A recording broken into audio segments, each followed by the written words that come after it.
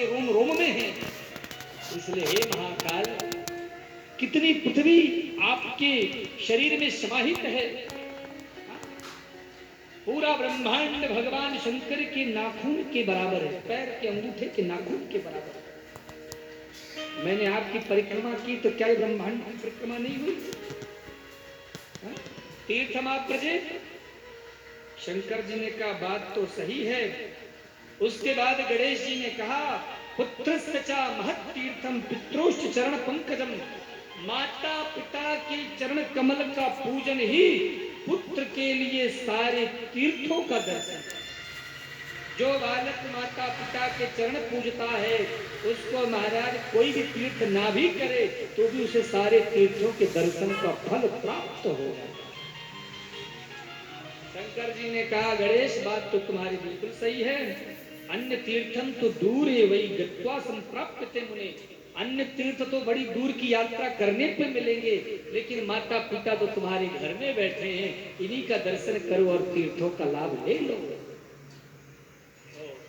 गणेश जी की बातें सुनकर प्रसन्न हो गए और बड़े प्रेम से गदगद होकर के महाराज प्रजापति विश्वरूप की दो बेटियां हैं बुद्धि और सिद्धि, इन्हीं का विवाह गणेश जी के साथ हो। उधर कार्तिकेय जी जब परिक्रमा करके आए तो नारद जी ने कहा कुमार आपके साथ तो छल हुआ है।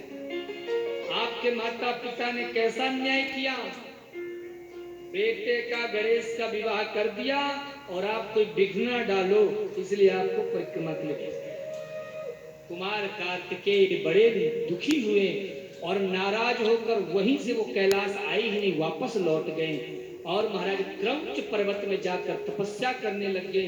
संकल्प ले लिया कि अब मैं कभी पूरी जिंदगी में कैलाश नहीं जाऊंगा। जैसे संकल्प लिया, माता पिता ने बड़ा समझाने की कोशिश की लेकिन कुमार कार्तिकेय नहीं माने।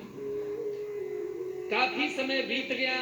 एक दिन कुमार को बड़ी याद आई पिता की और मां की। क्या करें, मैंने बोल तो बहुत बड़ी बड़ी बातें कर दी, लेकिन अब सानिध्य कैसे मिलेगा उनका। तो महाराज कथा कहती है कि उस समय भगवान शंकर और माता पार्वती ने कृपा की। कार्तिकेय ने भगवान शंकर जी की एक पिंडी बनाई और उसमें खूब अर्चना की, खूब पूजन किया। तब भगवान शंकर और माता पार्वती कार्तिकेय के द्वारा स्थित जो शिवलिंग है उसको उसमें से प्रकट हुए और मल्लिकार्जुन नाम के ज्योतिर्लिंग के रूप में स्थित होते हैं। बोले मल्लिकार्जुन भगवान की जय। भगवान महाराज अर्जुन का मतलब होता है जो पुरुषों में श्रेष्ठ, और मल्लिका का अर्थ होता है जो स्त्रियों में सबसे श्रेष्ठ, सबसे सुंदर। तो महाराज मल्लिका के रूप में माता पार्वती और अर्जुन के रूप में भगवान शंकर दोनों ही वहां प्रकट हुए।